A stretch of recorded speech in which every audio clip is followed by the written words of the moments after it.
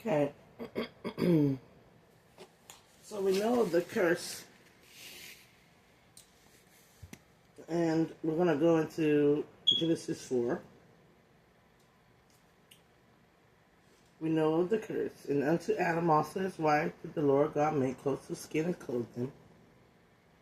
So the Lord God could make clothes out of the skins.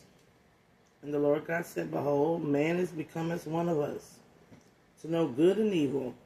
One now, unless he put forth his hand and take also from the tree of life and eat and live forever. So he knows of good and evil. But does he know of life? He has to take his hand out and accept life.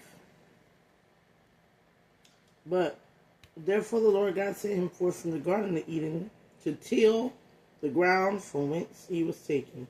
So he's going out to till the ground in which he was taken. So he drove out the man, and he placed at the east of the Garden of the Eden cherubims and the flaming sword, which turned every way to keep the way of the tree of life. To keep the way of the tree of life.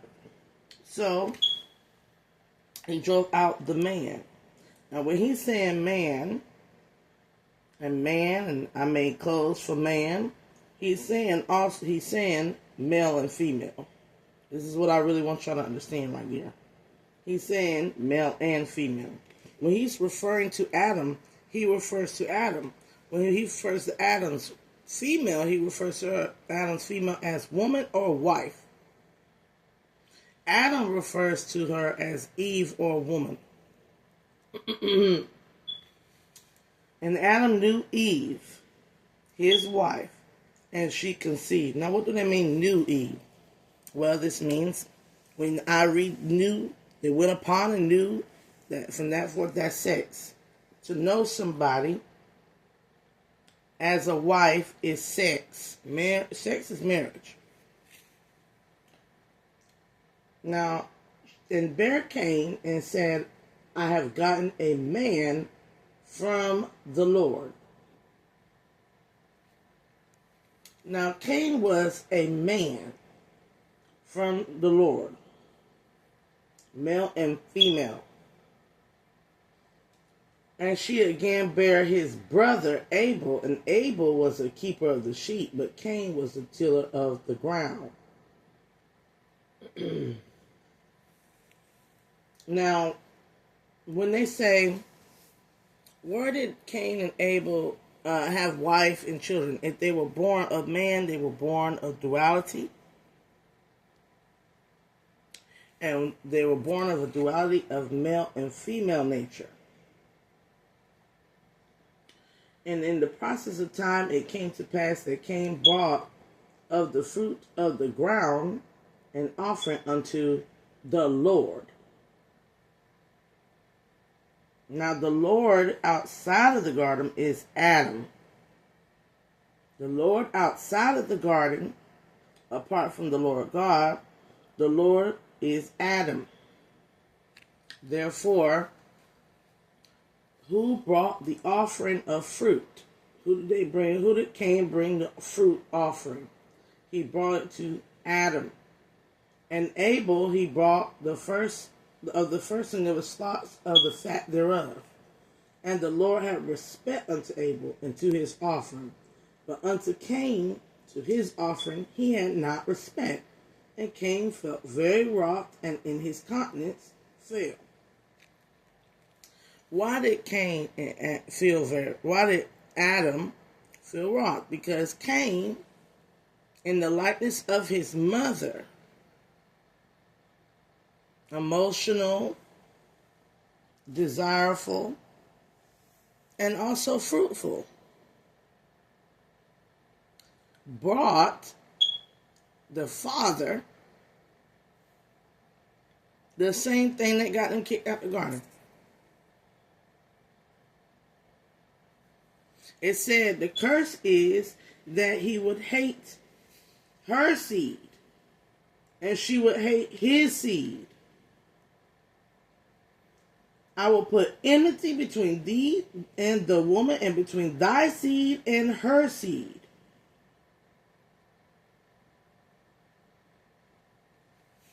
That means that the children that a man sire solely by himself will hate the women. And the women who sire children solely by themselves will hate the men. Tupac once said, they'll raise the babies that hate the ladies. Tupac can confirm that is the truth. Well, here we have where Abel and Cain, Abel like his father in behavior, but he was the keeper of sheep. And Cain was the tiller of the ground like his father. But he brought his father fruit. So here we have a karma. Now this is how karma works with your children. Your children, when you are in a conflictual marriage and you sire children, that child is going to have the best and worst qualities of you both. And if you got two children in this case, the best and worst qualities was Cain. The best qualities, he had the power and strength of his father to till the ground. The worst qualities is his offering and his emotional state. He was an angry man, full of wrath. So he was wroth, meaning he was overly emotional. So when we look at men today, and we go, I'm a strong man. Then they get mad and start screaming and hollering and saying, woman, get in your fucking place. Get in your place. You are acting and enacting the energy of Cain. You are Cain. You are a cursed man. You are a man who has the strength. You have the physical strength to till the earth. You can till the ground. And most of the time, these are very intelligent men. These men can grow, produce gardens. They're good in business.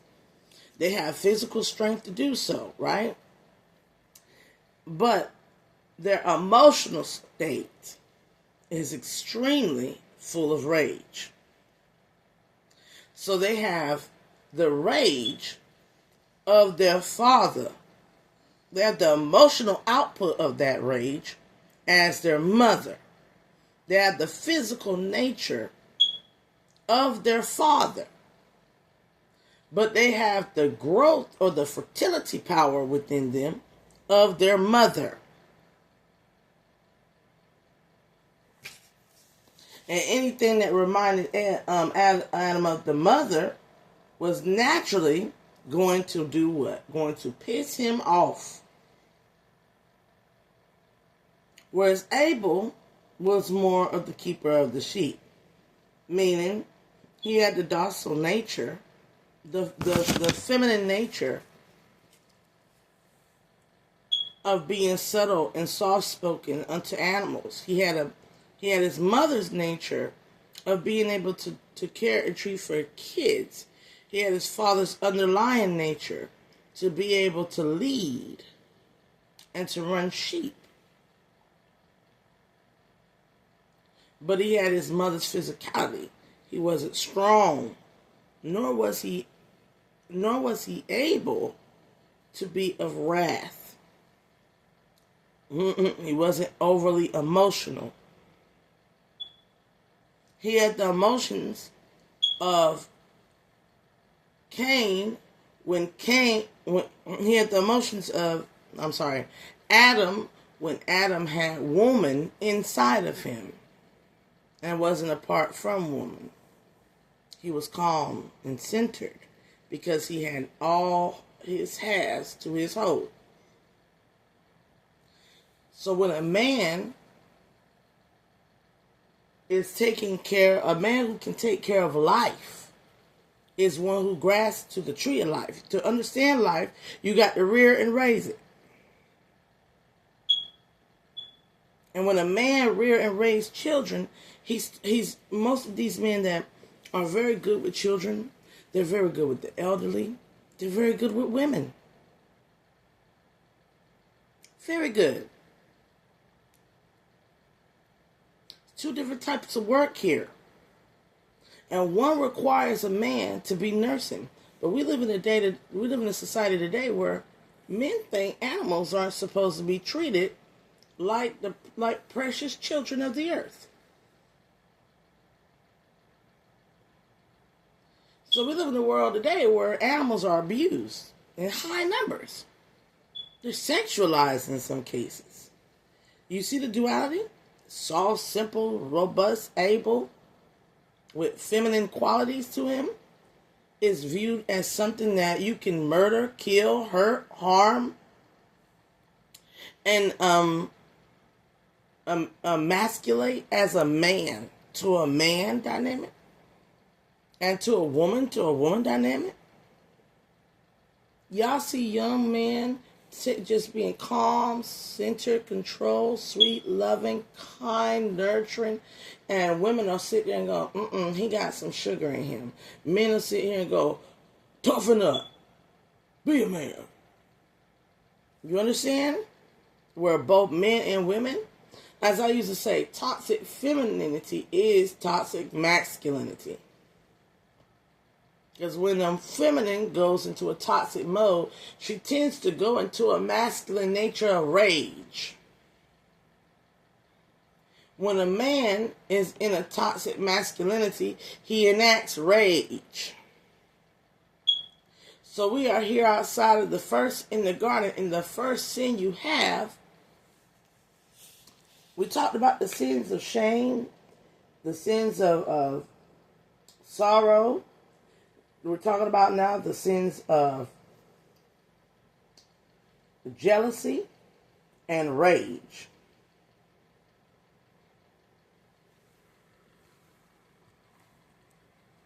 If thou doest well, thou shalt be.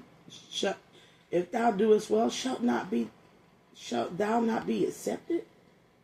If thou doest not well, sin lieth at the door, and unto thee shall be his desire, and thou shalt rule over him. Now this is Cain talking. And Cain told his father, if I do good, shouldn't I be accepted? And if I don't do well, then all the bad things, the sin that is before me, I will desire to sin. And that sin shall control me. So when a parent does not accept a loving child's nature, and you try to change the love out of a child, and you deny them, and you do not appreciate them and just correct them where they're wrong, what you get is a child who yearns for validation outside of themselves. They yearn for validation outside of themselves. We call this in the world now, we call this narcissism. Needing to be validated. Sorry, y'all.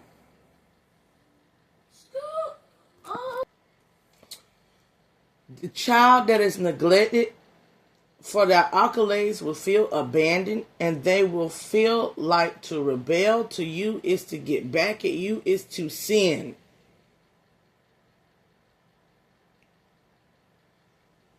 To go out and do whatever. But a good parent who accepts and corrects through mercy and not through discontent for the hate of the other parent, you tend to raise children who you can correct with gentleness and fairness. So right now we have a justice problem coming into the equation. And let's see where this leads.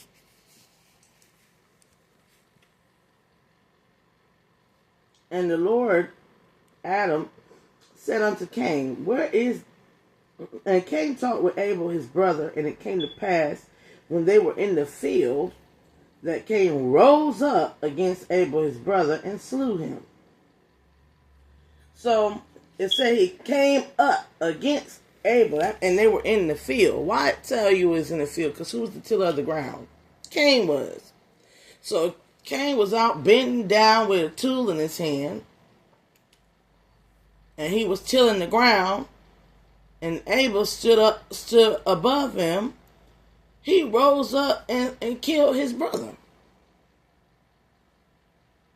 That's how irritated this man was by his own brother. That's what happens when the kids is pitted against each other over the will of the parents. You will have Cain and Abel situations. Kids naturally have sibling rivalry.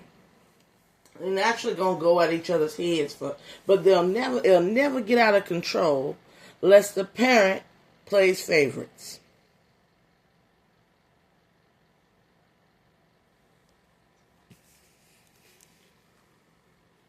And the Lord, Adam, said unto Cain, where is thy brother?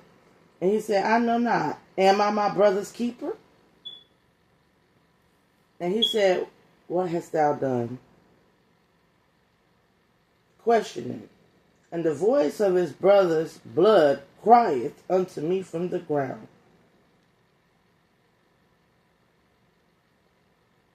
And now art thou cursed from the earth, which hath opened her mouth to receive thy brother's blood from thy hand.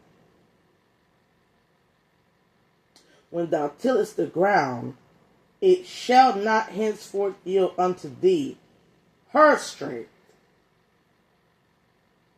When thou tillest from the ground, it shall not henceforth yield unto thee her strength.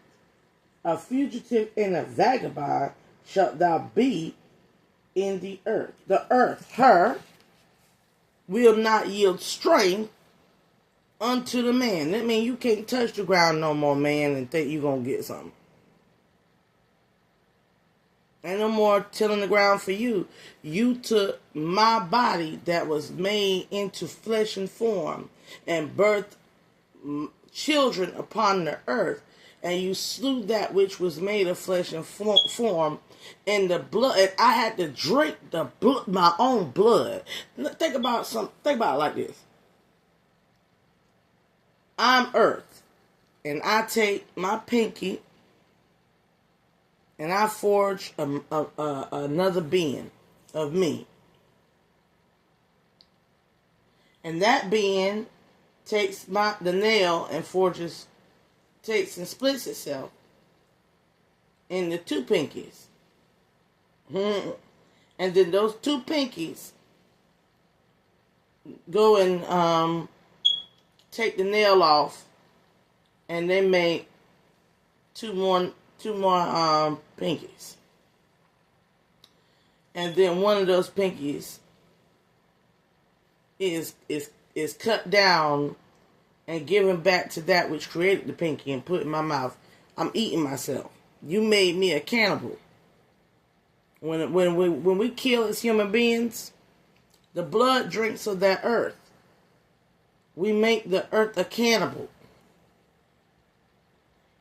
We make her eat of herself. Drink her own blood and essence. Some of y'all out there, I'm going to stop in the reading because there's a prophetic word here. Some of y'all been doing that spell word where you're drinking blood, defiling your own earth.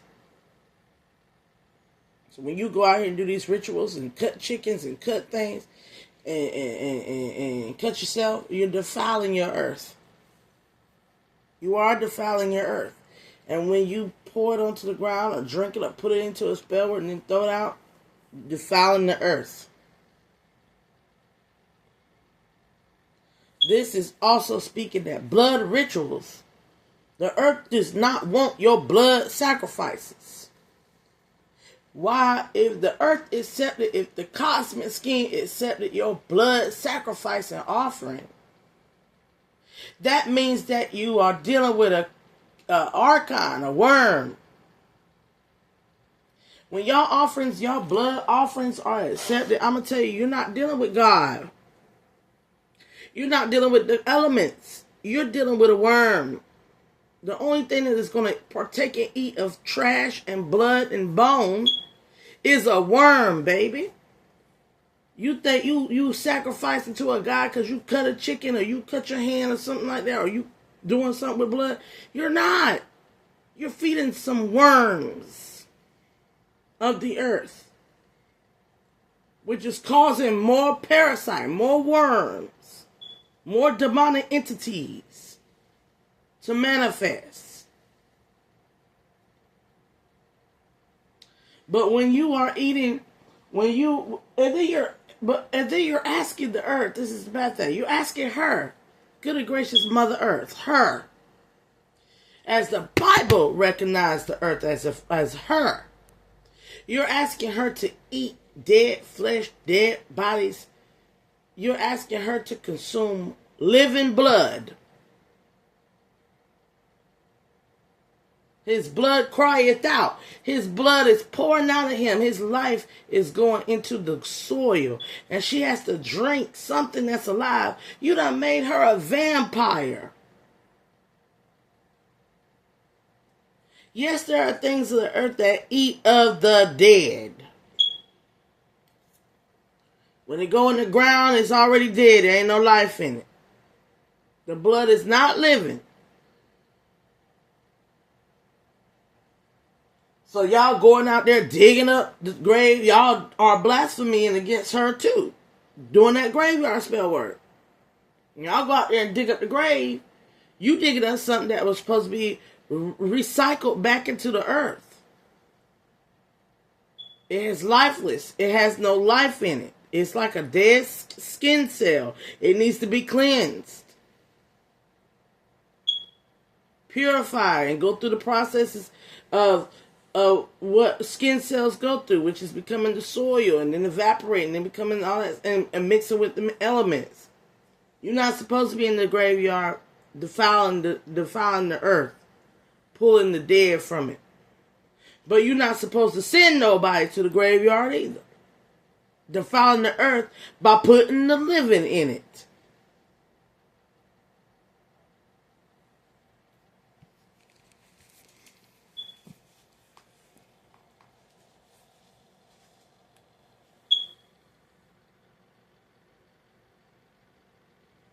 And it say, tillest the ground, it shall not henceforth yield unto thee her strength.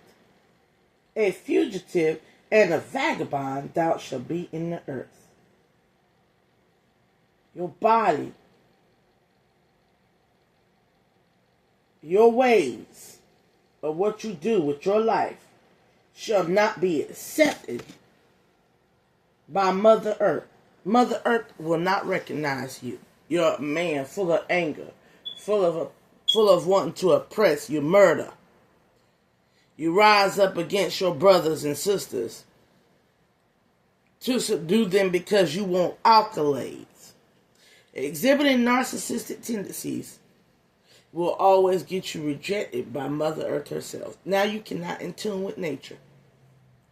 You know what that means when you can't in tune with nature? You can't in tune with your heart chakra. Your heart chakra is not, your love and the way you love is not being accepted by the earth herself. For you pour blood upon her roots. Blood on the leaves. Killing, hanging, lynching, all these things that these so-called groups do, killing people, it is not of her will, the earth. It is disgrace and it's defiled and it degrades life. For her will is for all things to live abundantly. When you take care of the ground takes care of every creature on it. When you take care of the earth, she provides to every creature of equal need, equal want. She's abundant and she's teeming for life, and all is well. All a male with physical strength has to do is protect that. How does a male protect that? He makes sure that the ground is fertile. And he tilled the earth. Ain't nobody was asking y'all to be what y'all keep making up yourselves to be. Only thing that was meant for a man with a penis between his legs to do with strength in his body was to get out here and to be a farmer. Get out here and be in agriculture. Use your mind to learn how to make the land more fertile. so it can yield more different types of variety of fresh food and vegetables to eat. That was what your strength was supposed to be. Y'all out here using your strength to construct, breaking into the earth, ripping her up, cutting her up, building on top of her, suffocating her with your concrete jungles and stuff like that. That is not the way she wants it. Y'all talk about women submitting to you, but you can't submit to the one woman that need all of us to submit unto her nature, and that's earth.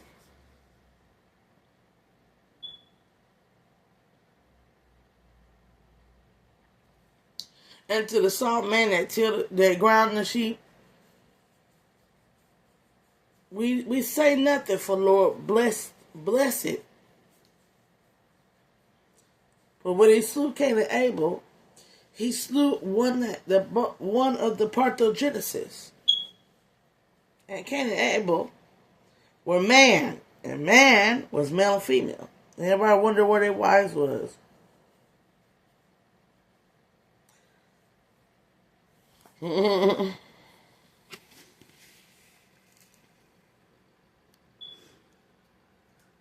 And Cain said unto Adam, the Lord, his leader, my punishment is greater than I can bear. Behold, thou hast driven me out this day from the face of the earth, and from thy face shall I be hid, and I shall be fugitive and vagabond in the earth. And it shall come to pass that everyone that findeth me shall slay me.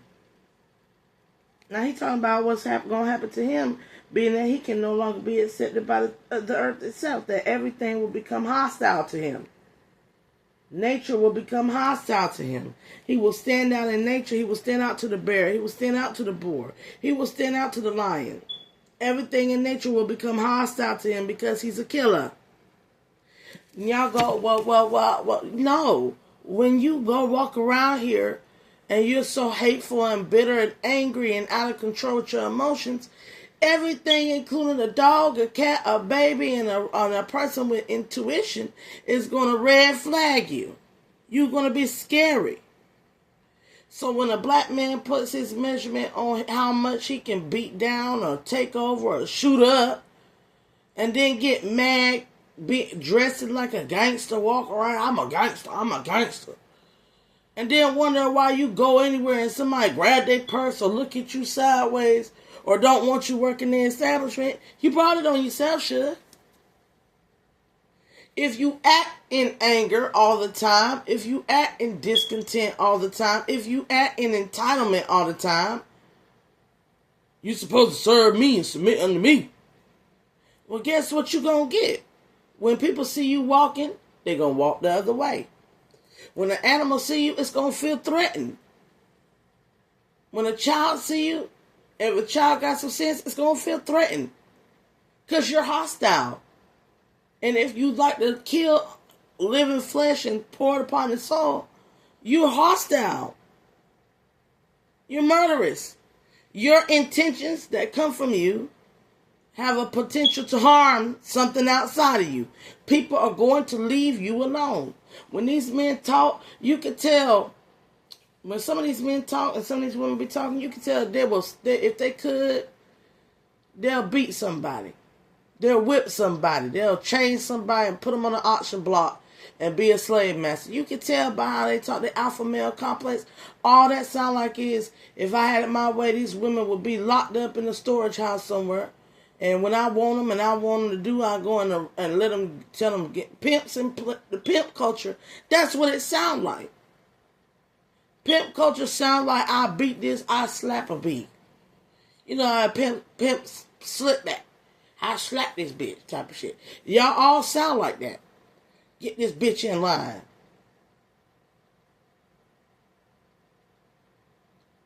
And it's funny how y'all use a dog to reference another life that's human. And even then, why are you using animals? Is it not evil to kill an animal that's loving and sweet and kind of nature and protective? And then you would kill a child, a woman, and anybody who, they're already saying, it's already been proven psychology-wise. If you got somebody who constantly kills an animal they'll eventually graduate to killing something of larger gain. So when you go, you ain't nothing but a bitch. You're supposed to be respectful to the animals. Or when they say you're an ape, you're another them apes. Look at them baboon, them black folk looking like baboon. When they say evil stuff like that, why disgrace the living creation of a baboon and a dog? Those are wonderful creatures in God's sight. Just like a human is a wonderful creature, God made the humans to rule over the wonderful creations of the animal realm. And y'all sitting over here. No, let me say that back. He didn't say rule. He said dominion and keeper. He called Adam a keeper. A keeper. Adam, he called Abel, he called Abel a keeper. Something that's to be kept alive, kept healthy, kept nourished, kept well fed, kept well watered. That's what Abel was. That's what we was all appointed to do. Was that this is the biggest thing. The only time they ever refer to the keeper is to describe Abel. The reason why they never said it before is because all the animals in the Garden of Eden were already being kept properly. Now, outside of Eden, the animals are not being kept properly. Somebody needs to put some order to it and keep these animals safe, well nurtured, cared for. Keep the weak of the weak of prey from the strongest of predator. You understand? You're supposed to be taking care of things. The only job we was appointed here as humans, as people, as male and female, was to take care of everything and each other. That's the only thing we supposed to be doing. Everything else is irrelevant. If we all took care of each other, we wouldn't have no problem in this world. There will be no lack of employment. There will be no need for income and money and currency. Because in a world where we all take care of each other, we ain't going to hurt. We making sure we don't hurt each other. We're not going to harm each other physically. We're not going to impregnate. I was talking to a young man today. I said, man, when you get a woman and a man that really is divine and they want to take care of you, they're responsible too. They're responsible. They don't go around here having meaningless sex because they know their health will be in jeopardy and your health will be in jeopardy. They don't go around here get you into trouble because they think you can fight. or they can fight. They take care of themselves to stay out of conflict. On top of that, if y'all are having sexual relations and you're not prepared for a child, a true divine partner will let you know they're not prepared for a child, and they'll take the necessary precautions and procedures to make sure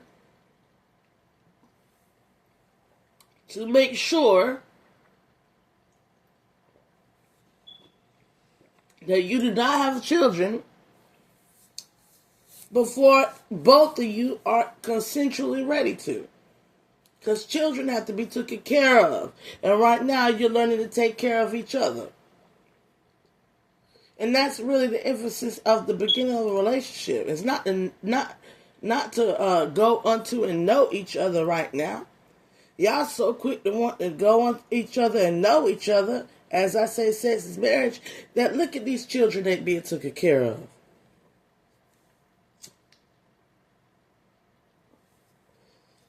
All these fatherless and absent, present, motherless homes. Why did I say absent, present, mother? You got homes where the daddy don't care to talk to the kids, visit the kids, nor care for the kids. You got to take care of somebody, mind, body, and soul. Meaning you got to learn how to love somebody. Especially that which you have responsibility for that did not ask to be here. That you went and knew a woman to procreate. So when I hear men go to these single mothers, the men are at fault just as much as the women. And then you got these single mothers that got custody of the kids and don't care to take care of their mind, body, and soul. How you take care of a baby body? You got to feed it. You got to clean them. For God said cleanliness is next to godliness. Y'all got to feed them, take care of them, and clean them. They're supposed to have a healthy, balanced diet. You're not supposed to be feeding your child diabetes and blood pressure. They need to learn the ground, the earth. So what's the first thing you should be introducing to your baby other than the milk from your titty? Vegetables and fruits. And you supposed to be eating that while conceiving them. That way the milk from your titty going to that child gives them life. They've already scientifically proved that breast milk or make an immune system, a beautiful immune system in a child. Y'all out here doing drugs, having sex, and then breastfeeding your child. Baby got fetal alcohol poison from your breast milk and from being in your womb.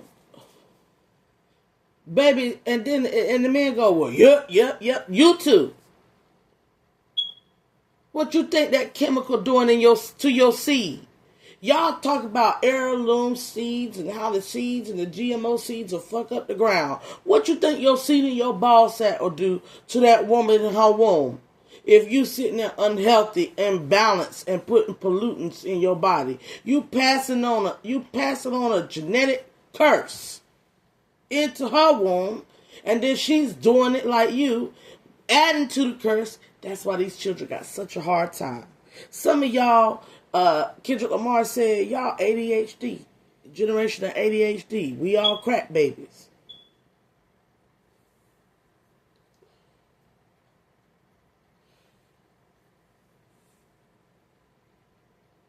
So y'all can agree with that premise, but don't agree with getting healthy, perfect, and eating of fruits and vegetation.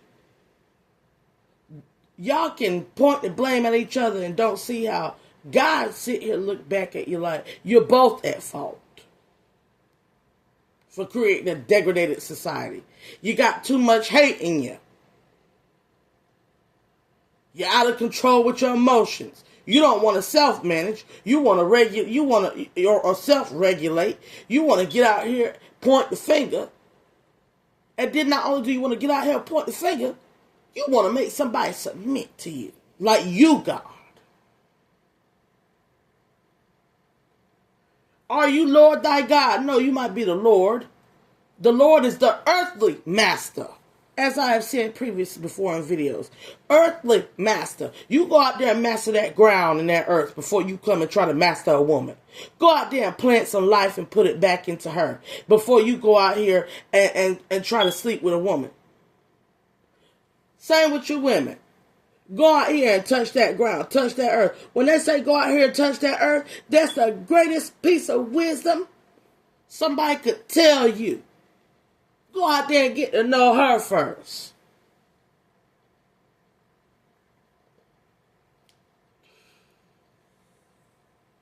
So shouts out to those that don't even say that, oh, you unhealed. Y'all just say you need to touch some earth. Because you're telling them the truth. They need to get out there and connect with her.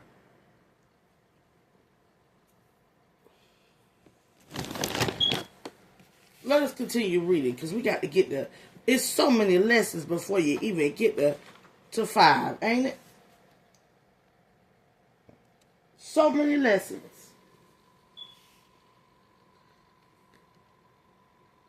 And the Lord, Adam is the Lord right here, said unto him, therefore whosoever slayeth Cain, vengeance shall be taken on him sevenfold. And the Lord set a mark upon Cain, lest any finding him should kill him. So his father did not let people kill him. He wasn't going to let nobody kill him. That's why y'all angry, these angry ass male and females can go around here. God ain't going to let nobody be a murderer unto a murderer. Just as the father ain't going to let them, like these gangs running around here. Don't nobody want you to die. Like, nobody want you to be shooting up the club, get shot at. Don't nobody want you to get shot at for being in the gang. Nobody want that in the right mind and spirit of the Most High, or in the right mind and spirit of the earth. Don't nobody want that. Don't nobody want nobody blood, shedding blood. People are truly not murderers, do not want that. So what is something that we wouldn't want? We wouldn't want war. We will not want war. The shedding of the blood of anybody. We're peaceful folk. We don't want no war. We don't want her swallowing blood.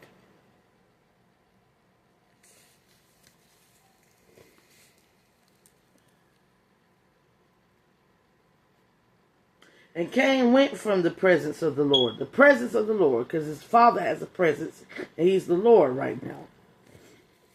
And he dwelt in the land of Nod on the east of Eden. And Cain knew his wife. Everybody like, where is his wife? Cain is his own wife. Cain is a man, male and female. Cain did Parthogenesis, and then she conceived. It said Cain knew his wife, and she conceived and bare Enoch. So the feminine part of Cain and the masculine part of Cain parthogenesized and bore a child named Enoch, and built a city and named the city after the name of his son Enoch. There was he and her, and he and him made it Enoch. Enoch was born. Enoch, another Parthogenesis, born Irad, and Irad begat Mahujael, Elohim, Mahujael, and Mahujael, an Elohim, begot Methusael, another Elohim, and Methusael, Elohim, begot Lamech. And Lamech took unto him 2 wives. And the name of one of his wives was Adah, and the name of the other Zillah. So Lamech actually went and got him a woman born of Irad, Mahuael, Methusael, the Elohims. He took a portion of them, of 2. Of the Elohims, who were double divine feminine. They were not 6s, they were 9s. 3 components of 3 components of 3 components. They were Elohims. And what is an Elohim? People go, what's an Elohim? An Elohim is a high vibrational 9 etheric being. That means they have 3 components of feminine nature, 3 components of masculine nature.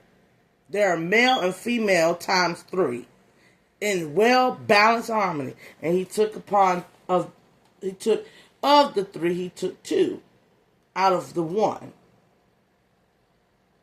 And Adah bare Jabal, and he was the father of such as dwell in tents and such as have cattle. Jabal was like Abel. Jabal was like Abel. And his brother was named Jabal, and he was the father of such as he handled the harp and organ. He was a musician. Just like the Elohims and all that come from it. He knew how the vibratory of the tunes of frequencies of music. He's a 9 ether being. He had angelic DNA. And Zillah, she bore Tubal Cain, the instructor of every artificer in brass and iron. The sister of Tubal Cain was Naamah. They were brother and sister because they was born of the same Elohims. And the Elohim, high vibrational being, 9 ether being, could pass on angelic knowledge. So these people were born, came with, and had generations of half earth angels. Why is it that Cain would have earth angels? To stop murder.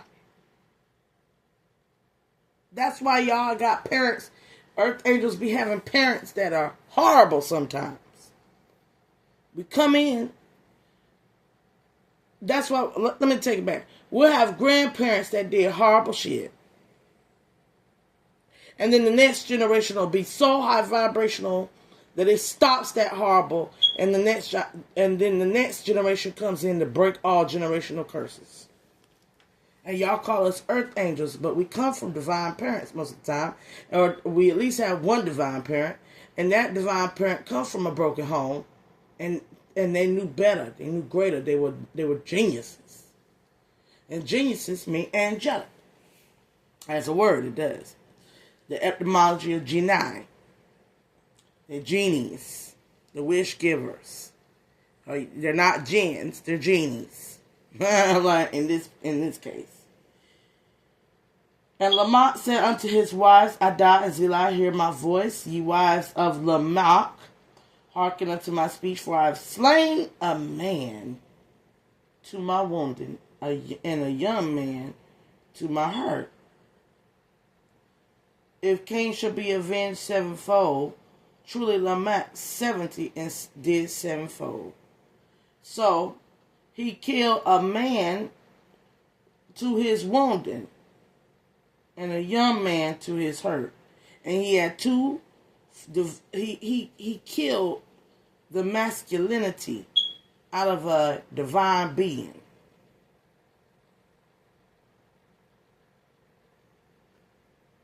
And Adam knew his wife again, and she bore a son, and his name was Seth, for God said, she hath appointed me another seed instead of Abel, whom Cain slew.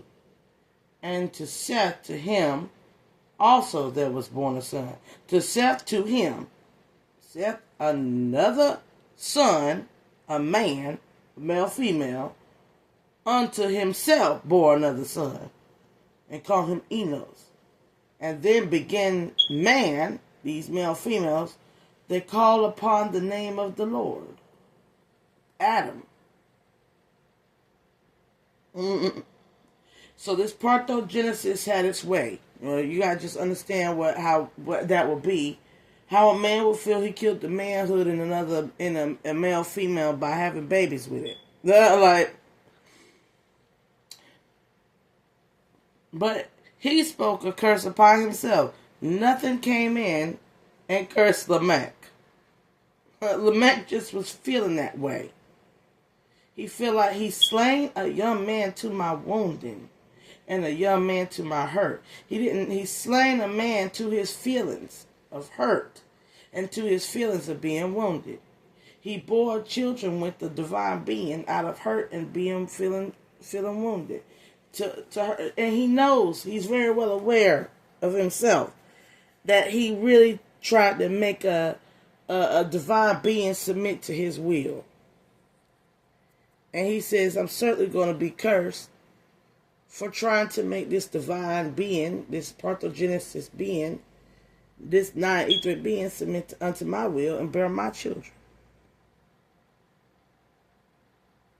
That's probably going to be a curse. That's all he said. It was ignored. He was not cursed. He just kept moving forward. And then moved forward unto Seth, who did it again. So there's an endless cycle going here on two dualities. And one is cleansing out the karma of Cain. And one is restarting a new line in the blood of Abel. Or in the spirit of Abel, not the blood. And this is so we know there are going to be people who are entangled in the future with not only the divine Elohim essence, but also they're going to be curse breakers, and they're going to have a Holy Spirit like Abel. They're going to be a 3.